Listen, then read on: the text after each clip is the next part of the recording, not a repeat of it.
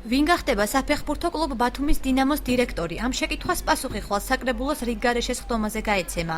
ვაკანტური თანამდებობის დასაკავებლად სხვადასხვა თაობის ორი ფეხბურთელი, ოთარ ფედიჩკინი და ვახტანგ ქორიძე იბრძვიან. წარსულში ბათუმის დინამოს ფეხბურთელი ოთარ ფედიჩკინი საინიციატივო ჯგუფ გადავარჩინოთ ბათუმის დინამოს აქციებიდან მაყურებელს კარგად ახსოვს. ის აცხადებს, რომ მას საკუთარი პროფესიონალიზმისა და ახალგაზრდული შემართების იმედი აქვს. კონკრეტული მიზანი დავისახე. შევხვდი საზოგადოებას 8 თვის განმავლობაში ვაწარმოებდი ესე საერთაშორისო პიარს ვაწარმოებდი. ახალგაზრდა ვარ, ენერგიული ვარ, ფეხბურთის სამყაროსთან ძალიან დიდი ურთიერთობა მაქვს, ასევე ბიზნეს წრეებთან მეთოდით ბიზნესმენი ვარ. ინვესტორების მოზიდებაში და მაშინ ყველანაირი მხარს დაჭერა მაქვს და ჩემი პირველი მიზანი იქნება ინვესტორი მოვიყვანო გუნდში. ბათუმის დინამოს დირექტორობის მსურველმა მეორე კანდიდატმა ვახტანგ ქორიძემ სახელი ბათუმისა და თბილისის დინამოში წარმატებული თამაშით გაითქვა.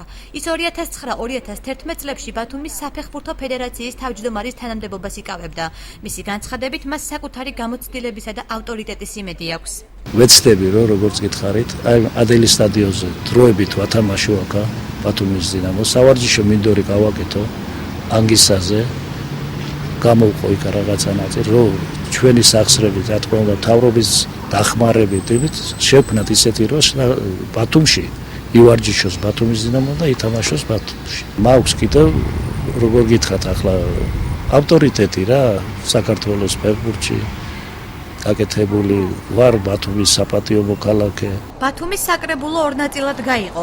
განსხვავებულად ფიქრობენ ცალკეულ ფრაქციებში. შესაბამისად, წინასწარ პროგნოზირება რთული იქნება, აცხადებენ საკრებულოში. დეპუტატებს იმ პრიორიტეტების დასახელება უჭირთ, რომელთა გათვალისწინებითაც ხვალ ხმის მიცემის დროს იხელმძღვანელებენ. თუმცა რიგგარეშეს ხდომაზე განსახილველ საკითხთა შორის ცალკე პუნქტად მხოლოდ ოთარ ფედიჩკინის დანიშვნის საკითხია გამოყოფილი.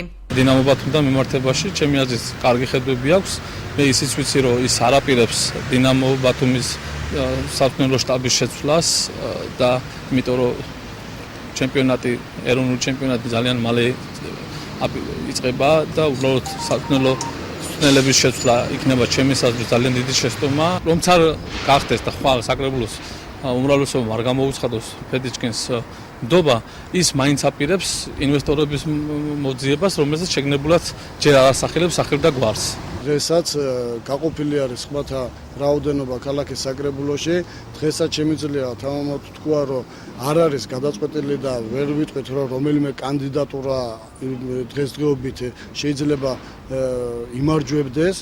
ბათუმის დინამოს ყოფილმა დირექტორმა კომენტარის გაკეთება არ ისურვა. სულხან გოგიბერიძემ სატელეფონო საუბრისას განაცხადა, რომ აღნიშნული თანამდებობის დასაკავებლად მხოლოდ ფეხბურთელობა საკმარისი არ არის და საჭიროა კარგი მენეჯერული თვისებებისა და ცოდნის ფლობა.